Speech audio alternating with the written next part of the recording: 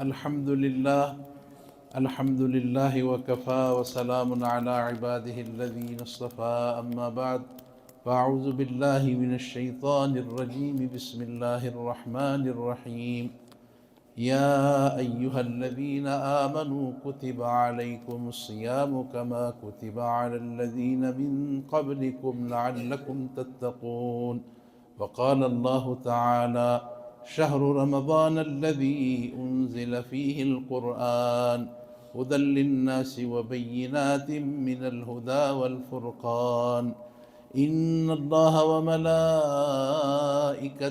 يصلون على النبي يا أيها الذين آمنوا صلوا عليه وسلموا تسليما اللهم صل على محمد وعلى آل محمد كما صليت على إبراهيم وعلى آل إبراهيم إنك حميد مجيد اللهم بارك على محمد وعلى آل محمد كما باركت على إبراهيم وعلى آل إبراهيم إنك حميد مجيد واجب الاحترام جناب حضرت مولانا اظہار صاحب دامت برکاتکم العالیہ او دلته ناس زمون د جامع اشرفیه ډیر محترم او مکرم دا حدیثو چې څومره اساتذه دي حضرت مولانا مفتی گلزار صاحب حضرت مولانا اشرف حنفی صاحب حضرت مولانا مفتی صفی الله صاحب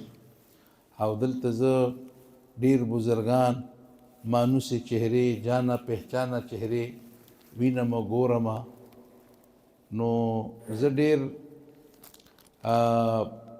مشکور ما شکر گزار ما چې په دې مبارک مجلس کې تاسو مال دعوت راکړو تے کچھ پٹھان ان تے کچھ دی بولی جڑی ہے وہ ان کو بھی یہ تھے ان کو لے بھی ہیں نا کارٹون خیر سارے ان پٹھان ان کو ایک ہی صاحب ہے سارے شہر دی زبان ہے نو شکر گزار ہے ماں مفتی سے تاسو کرسی بانی کی نہیں ماں بے بوچ کی نا بیمار کرسی کی نہیں چتا تا تکلیف نہیں حضرت مولانا صفی اللہ سے لگ بیمار دے نو زا اکثر چر تلار شم تا خیال را سرئی چې دې په عذاب نشي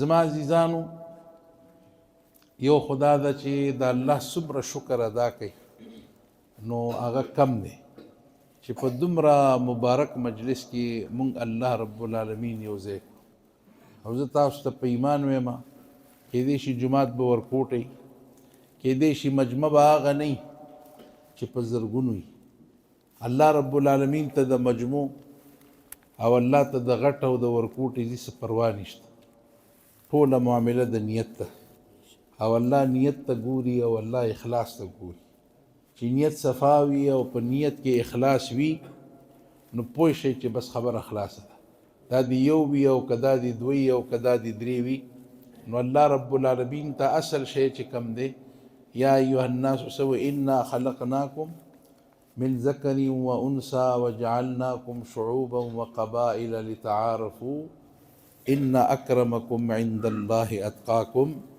اللہ رب العالمین بس دا گوری چې دا کار د الله د رضا د پاره دی او کنه دی والحمدلله یقینا د الله د رضا د پاره دی چې د الله رب العالمین کلام پکې ختم شو او دا ما آیات لوستلو الله وی دا روجه مونږ په تاسو او ستاسو نه په مخکینی امتونو فرض کړي په سناسه صورت کې روجه وي فرض وي او د دې د پاره وي او په تاسو په دې باندې الله د دې د وجه فرض کړي دي چې تاسو تقوا اختیار کړئ تاسو نیکان شئ او تاسو پاکان شئ او دا تاثیر خو نن ما په جمعه کې په محمد خان صاحب جمعات کې وي چې اولنې تاثیر دا وګوره د روجه او دا هر کال وي چې 85 ټیمه منځونه د هغې دپاره کاکا ډانګ راخستی او استاد جي مو غوسه کوي په کور کې مور پلار کوي هلکه جمع له لاړ شئ هلکه مونځ دې کړی دی او که نه 15 ټیمه مونځ دی او الله د نامه نه دې زار شم که په دې کې عام دی او که خاص دی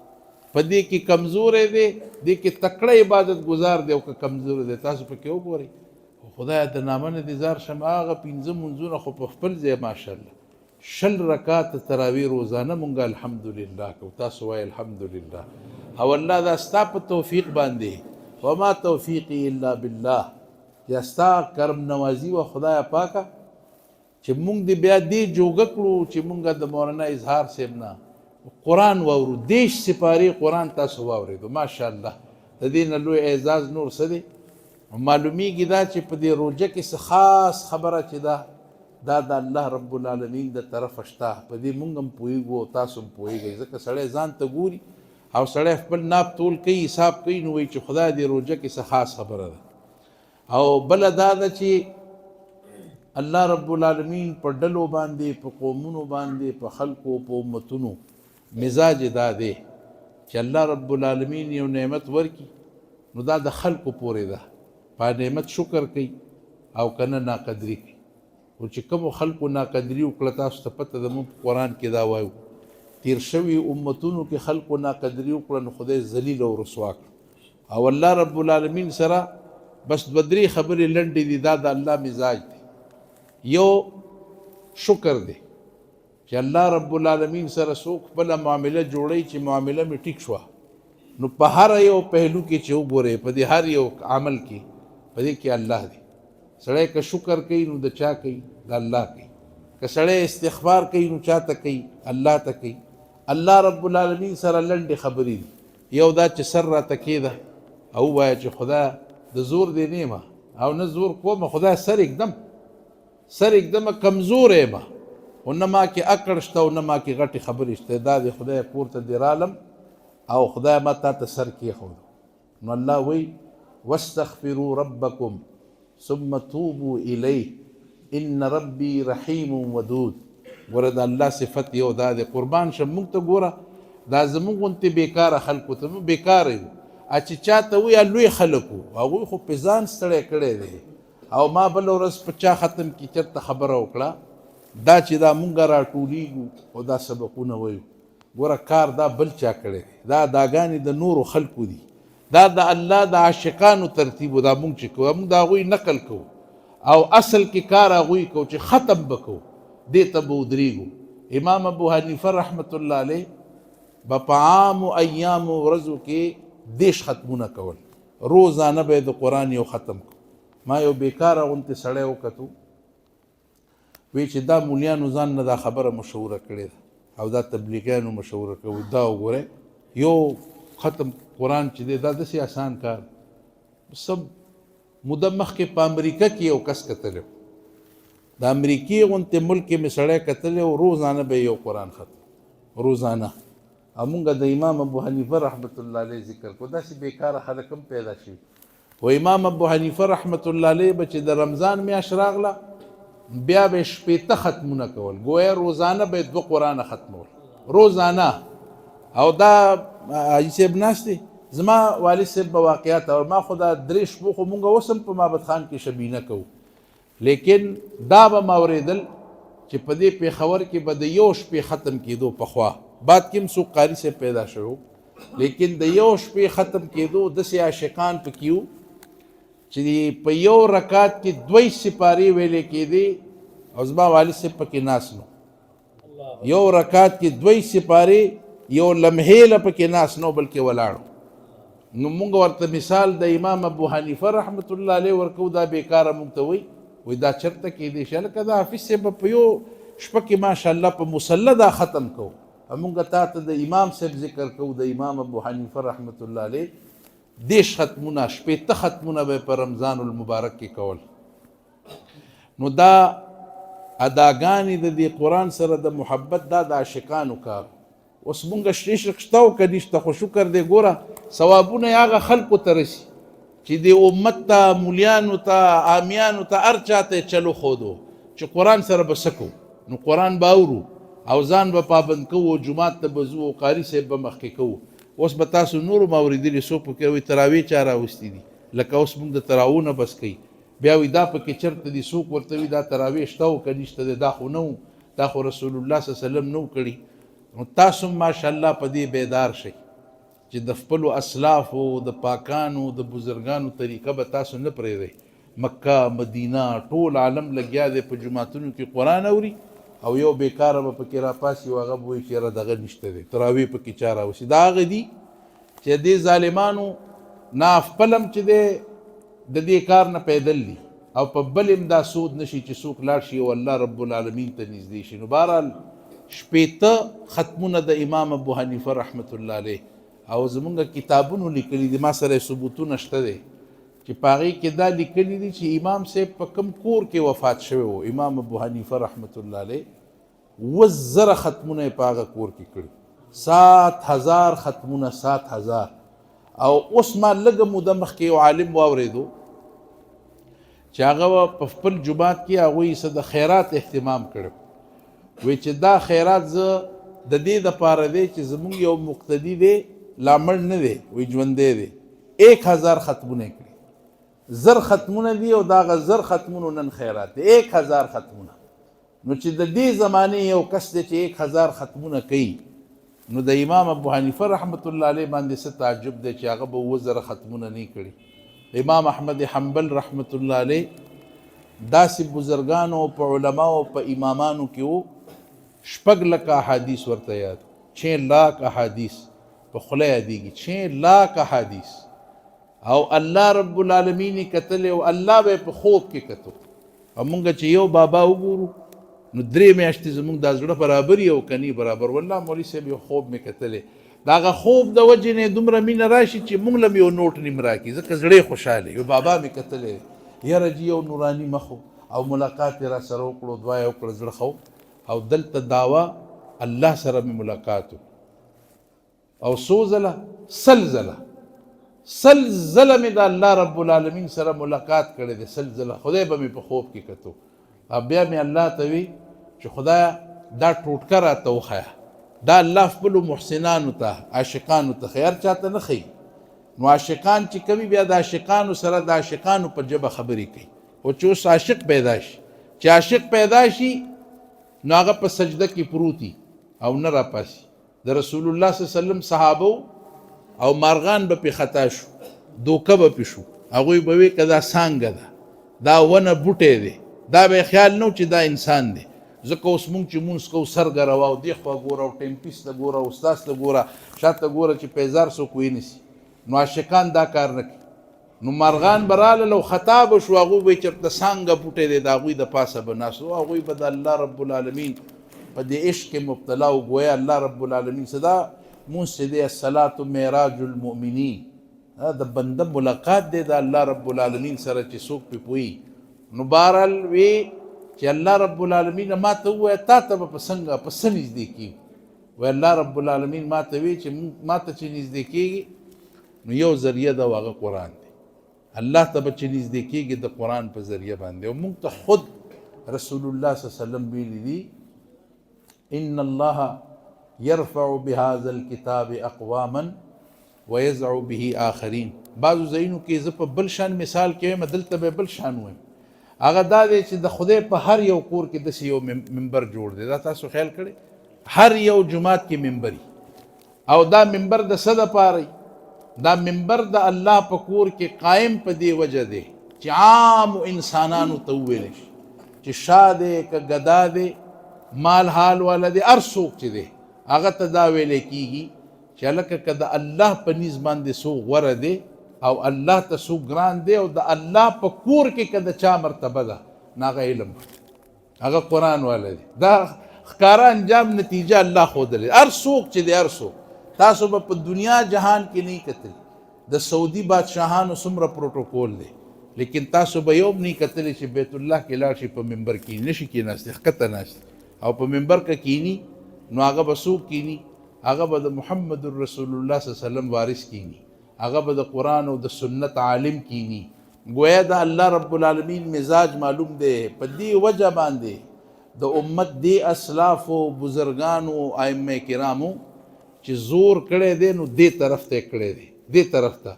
امام ابو حنیفه رحمت الله علیه خو مالداره سړی و، ډېر لوی بزنسمین و تاجر و، دنیا خلک مقروض و، غیر مسلم مقروض و، قرضداري و.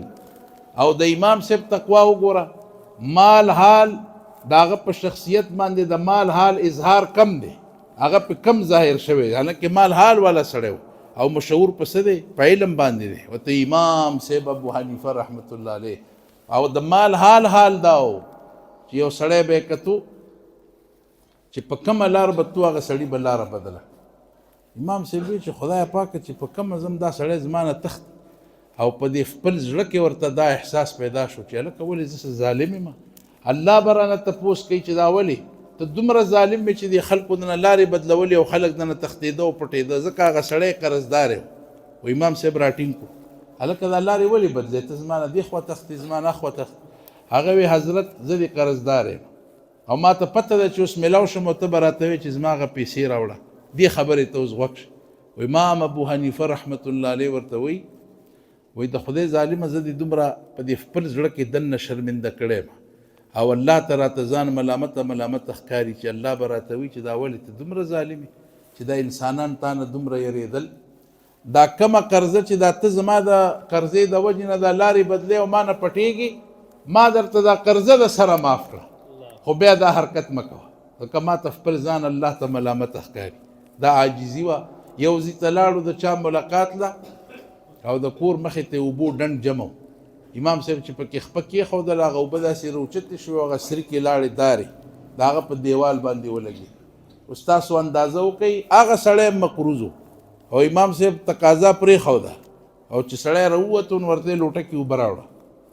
چې لوټه کې اوبه راوړلې او په هغه لوټه باندې او په دې خپلو مبارک لاسونو باندې وله ټول هغه دیوال صفا کړو چې دا زما د لاسه چې دی تا ته دا ضرر راورسېدو. خبرې ډېرې وړې دي لیکن تاسو زور او اثر وګورئ چې د هغې اثرات څومره دي او ثابته دنیا ده چې 100 کاله تیر شو په دې جومات کې موږ ناست یو په څومره ادب او په څومره احترام باندې چې دی موږ د هغوی ذکر کوو د هغوی نومونه اخلو. ما عزیزانو درخواست دا دی د رمضان المبارک دا میاشت ډیره مختصره ده او روجه الله رب العالمین ولې فرض کړي دي او په دې نورو امتونو باندې کمې وي او په موږ باندې دیش دي. دا ټیک ده چې وی د موسی علیه صلات وسلام څلوېښت، لیکن د موسی علیه صلات وسلام سره د ملاقات اراده وه. د سره خبرې اترې کوو چې ستا سمه تزکیه وشي. اوس ته لاړ شه روجې وساته. دغسې سود الله رب العالمین که په چا کړی دی په دې امتونو کې نو دا یې د محمد رسول الله صلی الله علیه وسلم په امت کړی دی. د بني اسرائیلو پخواني خلکو عمرونه ډېرو 1000 سال عبادت 1000 سال پورا او زمونږ عمرونه وګوره 80 دي او 80 کال دي. په دې 80 په 80 کالو کې چې کم سړی رمضان المبارک کې داخل شي دا تاسو ته پته ده من صام رمضان ایمانا واحتسابا غفر له ما تقدم من ذنبه من قام رمضان ایمانا واحتسابا غفر له ما تقدم من ذنبه. د لوږې او د تندې والا کم عمل دی روجه چې چا دا وساتله د هغه ګذشته ګناهونه معاف. او بیا چې څوک راغی او ښه ډېر شربت او خوراکونه او کبابونه او پکوړې او دا یې خوړلي د افطار په حالت کې دا څومره ساعت سړی ودرېږي په جومات کې د دې په برکت او په صدقه او په طفیل هم الله ګذشته ټول ګناهونه معاف کړي. ګذشته ټول ګناهونه حدیث کې راځي چې چا تراویح وکړي او د دې تراویح برکت او د دې په صدقه او په طفیل الله انسان د دې ګناهونو نه داسې پاک کی لکه ماشوم چې د مور نه پیدا وي او د ګناهونو نه پاک. دا تاسو چې دا څو ورځې تراویح او انشاءالله دا عزم وکئ چې موږ به د دې رمضان د آخري شپې پورې موږ تراویح نه پرېږدو. دا تراویح د بیګار شی نه دی، د زور شیز نه دی، د عاشقانو کار دی چې بس چا ورسره محبت دی او هغه راځي او هغه دا اظهار کوي. الله احسان کړی دی په خپلو بندګانو باندې چې الله ورته پریښی دی ځان چې راشئ ما سره اظهار محبت وکړئ. الله د دې څه محتاج دی چې دا خلک یې بلکل نابینه کړی وي اړو ځان یې ورته نه پرېښودی چې ځئ تاسو خپل کار او خپل کار کوئ. ان تکفروا فإن الله غني عنكم ولا يرضى لعباده الكفر. گویا موږ په هغې کې یو الله رب العالمین د دې خبرې نه مستغني دی. څوک کوي فمن شاء فلیؤمن ومن شاء فلیکفر. او دغه چې وی سلیمان علیه الصلاة والسلام هذا من فضل ربی لیبلونی ااشکر ام اکفر ومن شکر فانما یشکر لنفسی. دا شکر چې سړی کوي که الحمدلله وایه الله اکبر وکړه په دې باندې څه کي الله ته پې څه فایده رسي. په الله اکبر کې هم د ده ګټه ده، په الحمدلله کې هم د ده ګټه ده، په استغفار کې هم ګټه ده، په شکر کې هم ګټه ده. لئن شکرتم لازیدنکم، خپله ګټه دی ده. الله رب العالمین خو د دې خبرونه بالکل مستغني دی، آزاد دی. یو مد او یو حالت په انسان باندې داسې نشته چې دی الله رب العالمین ته محتاج نه، یو حالت هم پکې نشته دی. او د ده ګټه هم دا ده، الله رب العالمین سره ما وختي ووې دغه خبره ده، یو ته سر کېده والله به دې معاف کړي. دا د الله رب العالمین نظام دی، د الله مزاج دی چې څوک دا وکړي بیا طاقت باور د الله د خزانو وسعت. ان تجتنبوا کبائر ما تنهون عنه نکفر عنکم سیئاتکم وندخلکم مدخلا کریما. او بل چې دی الذین یجتنبون کبائر الاسم والفواحش الا اللمم ان ربک واسع المغفرہ. دا په روایاتو کې راځي یو سړی و، بدترین سړی و، بدترین سړی دنیا ته دې پوزې له راغلی وه چې د مرګ ټیم یې راغی، زن کدن دی، حالات خراب دی. اوس الله رب العالمین ته دعا کوي، دی الله ته وایي دا ډېر خراب سړی چې دی، دی الله ته وایي چې الله رب العالمینه چې ته ما ستړی کړې، ته ما له سزا راکړې او ته ما ذلیله کړې، ما داسې کړې، ما داسې کړې، ستا او دې خزانې ته څه فایده ده؟ څه ګټه به ستا وشي؟ نو دا داسې نه ده لکه په تکبر کې چې وایي، دا خو سړی په تکلیف کې دی، نیولی دی، الله نیولی دی. او دی په دغه ټیم کې چې خدای ته ما ستړی کړي او الله سزا راکړي، نو پروردګاره دا دومره غټه کبریایي، دا دومره غټې خزانې او زما غوندې بې خونده سړي د ده پکې څه کار دی؟ او که خدای ته ما وبخې او په ما دا سخت او دا تکلیف چې په ما راغلی دی، نو چې الله راکړي بخانه وکړي، نو خدای ستا په خزانو کې څه کمی دې سره راځي؟ الله ته ګوره خبره یې څومره اوچته او غټه وکړله. الله رب العالمین وی دې ما معاف. موسی علیه السلام ته ورشه، د ده کفن دفن بم کې او خالی دا نه چې ته جنازه وکړي، خلکو ته ووایه چې چا د ده جنازه وکړه ما ته دې زما کبریایي قسمې چې هغه ما وبخل، خالی دې مې نه دی بخلی چې د ده جنازه چا وکړه دام بخمه. نو الله رب العالمین سره چې څوک دا وکړي بس دا د هغه مبارک ذات دی. الله ځان انټروډیوس کړی او خپل معرفت او پہچان چې کړی دی په دې نه کنه خبرې الله خطرناکې کوي، هغه خلکو دپاره کوي چې څوک سرکشه دي.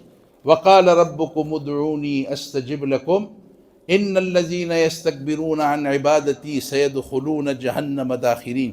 دا بای سړی بې ادبي معاف خفه نه شي، په دې دعاګانو کې سخت سپوري، نه دی ذکر کوي نه دعا کوي، داسې سپور منډې وي. دا مه کوه، دا روش او ادا د الله نه ده خوښه. بس سر ښکته که د سترګو نه څه اوښکې وباسه، دا الله نعمت دی. دا اوښکې خو هسې نه دي درکړي، د اوښکو پسې شاته څه بیکګراونډ دی، څه تصور دی، نو دا ستا نه دي، مونږ درکړي دي. مه کوه چې دا توی شي، بس دې ته الله ډېر دروند نظر کوي. ګوره حدیث کې راځي دا اوښکه چې په دې ځمکه تویه شوه وبهېده او لاړه په ځمکه توی شوه، الله وي جهنم پې حرام.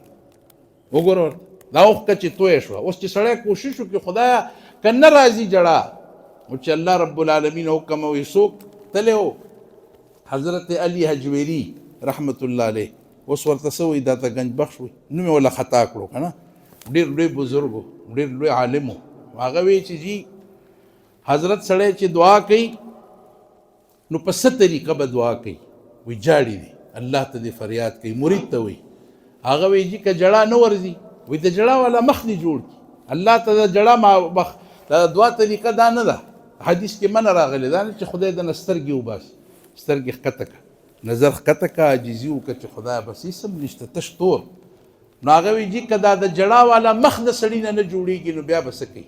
هغه وایي بیا دې په خپل تقدیر وجاړي چې د ده نه بدقسمته سړی بل نشته، یا جړه نه درځي او چې د جړه والا مخ هم نشي جوړولی نو بیا خو ستا ډېره غټه بې خوندګي ده چې ته داسې کې.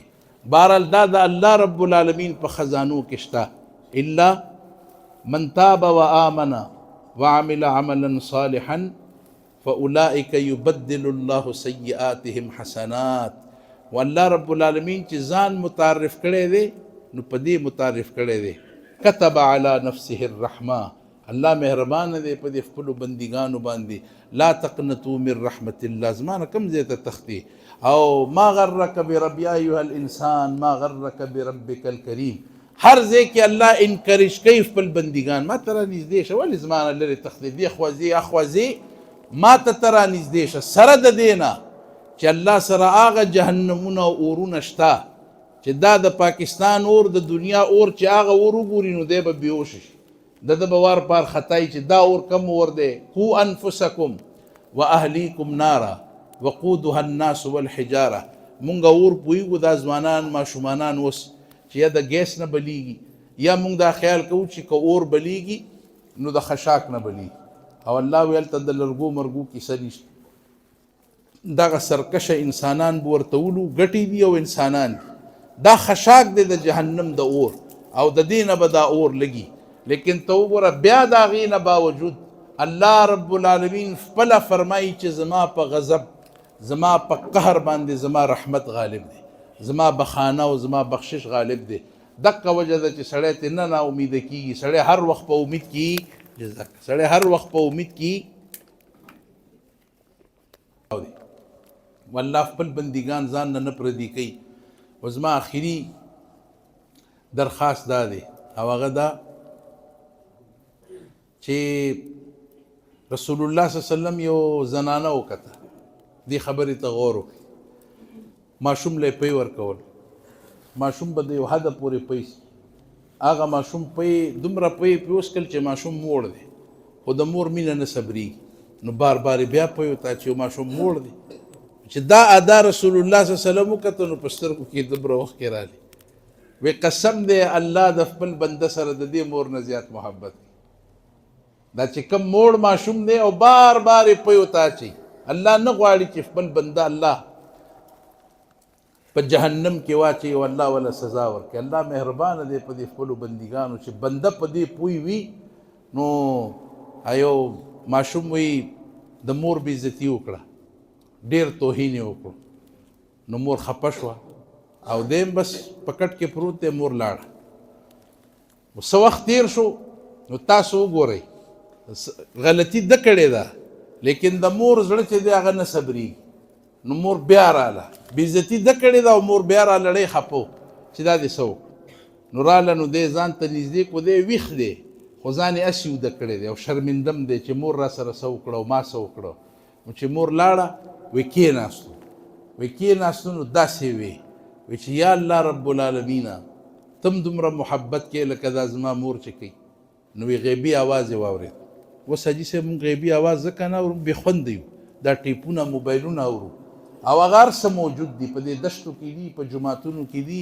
جنات موجود دي فرشتې موجود دي هر څه شته لیکن ماحول خراب شو خلکو هر څه دومره آلوده کړل نو هغه آواز واورېدو چې که الله در سره محبت نه کولی نو مور به بیا ولې در کولی وی الله تم دومره محبت کې څومره چې زما دا مور کوي نو آواز یې دا واورېدو چې که الله در سره محبت نه کولی نو مور به ولې در کولی مور خو یې در کړې ځکه ده چې په د مینې په خوند یې پوهېږي دا یوه مور ده او هغه د اویاو میندو نه زیات محبت کوي خو چې ته احساس وکړې چې د الله ما سره محبت څومره دی نو آخري درخواست دا دی موسی علیه السلام الله ته دعا وکړه درخواست وکړو الله رب العالمین ما ته زما د امت ټولو کې بد سړی وښیه بد سړی یو کس یې ورته وښود ماښام کې ته سوال وکړو چې الله اوس زما د امت ښه سړی وښیه چې زما په امت کې پاک سړی څوک الله ورته هماغه کس وښودو چې کوم کس یې ورته په سار کې ښودلی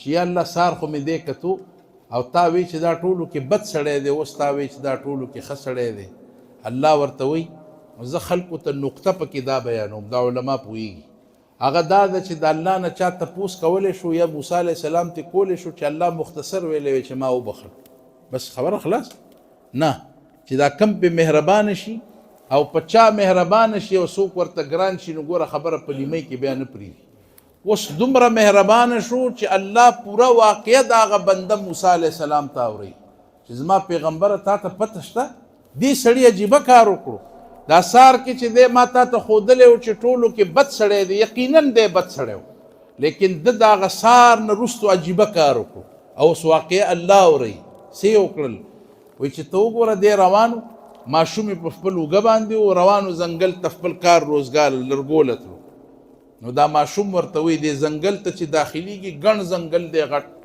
ماشوم هم عجیبه سوال کوي، کله کله ماشومان کوي. ماشوم ته سوال کوي چې بابا دا راته ووایه چې د دې ځنګل نه لوی څوک شته؟ پلار ته وایي.